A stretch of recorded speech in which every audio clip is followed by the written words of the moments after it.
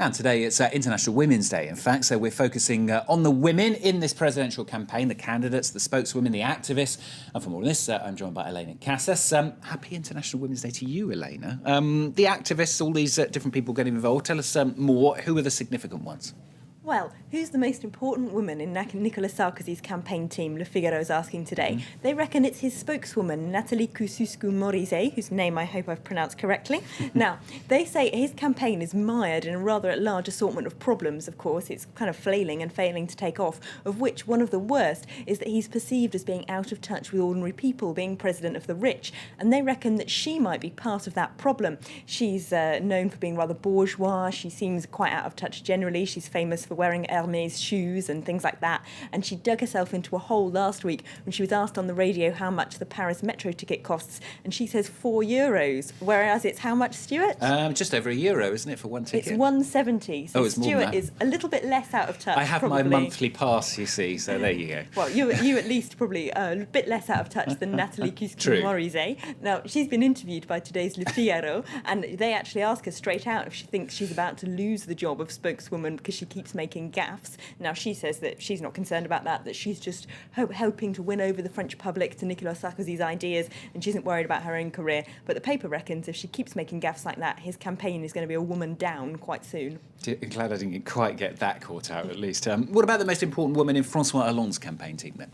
Well, the same paper, Le Figaro, says that it's not his ex and former presidential candidate Ségolène Royal, it's Martine Aubry, his former rival and, of course, former leader of the Socialist Party. She was out campaigning in the north of France yesterday among some of France's poorest people in council estates where 2/3 of people are living on benefits. And the paper says that's where she's a real asset to the Hollande campaign because she's good at listening to their problems, at telling people that his campaign's not concerned with controversies like halal meat. She's concerned with health and education and employment and the issues that really matter to people. She's very good at winning them round, at finding a way to talk to ordinary people, which is something that Hollande's often criticised for appearing a little bit out of touch.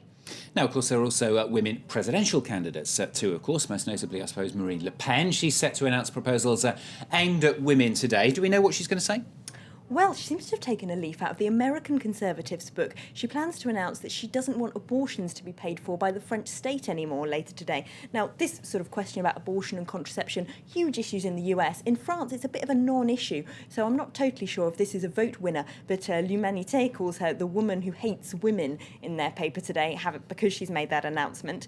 And they also are talking about her in Le Parisien. Now, they say that, of course, she's still trying to get hold of those 500 signatures she needs to be on the ballot paper. She needs 500 local mayors, local elected officials to sponsor her, otherwise no one will be voting for her at all because she won't be there. She's only got to 470, they say, and she's got just 8 days left to get hold of them, so her campaign is starting to look a little bit desperate. They're also running out of money. If they get those 500 signatures, then the state will repay a lot of their campaign costs, but at the moment, apparently, she's having to cancel foreign trips planned for campaigning because her campaign just hasn't got any cash. Lots of coverage of that, of course, in the next 8 days. And finally, also some less high-profile women candidates in the race, aren't there?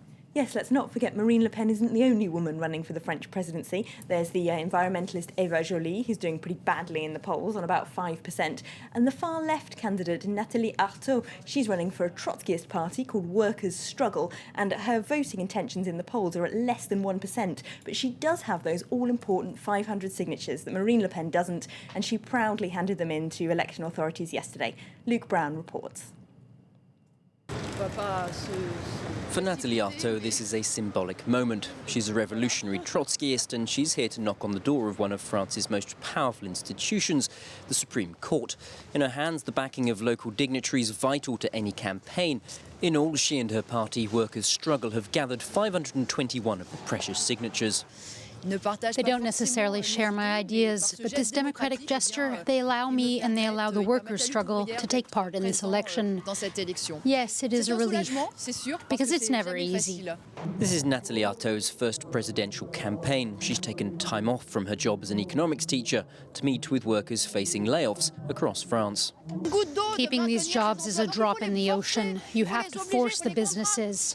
I think we have to aim to ban it. We have to try to make redundancies illegal. Workers' struggle has never believed change will be wrought through government. Rather, they want a popular uprising, even if that means taking part in the elections. All those who believe that this society of exploitation needs to be overturned and that there's nothing worth keeping from the capitalist system, they have to show it. Even in the elections, we can raise the flag of social revolution. Workers' struggle is proudly independent, rarely making alliances with bigger parties. Indeed, they say the socialists are no better than the conservatives. And while this rally in Nantes in western France is a success, Artaud's poll figures are still stuck at under 1%. Luke Brown there on Nathalie Artaud. One bit of election news just coming into us, in fact. The French President Nicolas Sarkozy has been speaking on French television and radio in the last hour or so. He's just said that if he loses the presidential election due at the end of next month, he will quit politics. That's as he continues to trail in the polls, speaking a few moments ago. That's it from us on Campaign Chronicles. Thanks, Elena. She'll be back roughly this time anyway, every day, right up and including, of course, the campaign with Campaign Chronicles.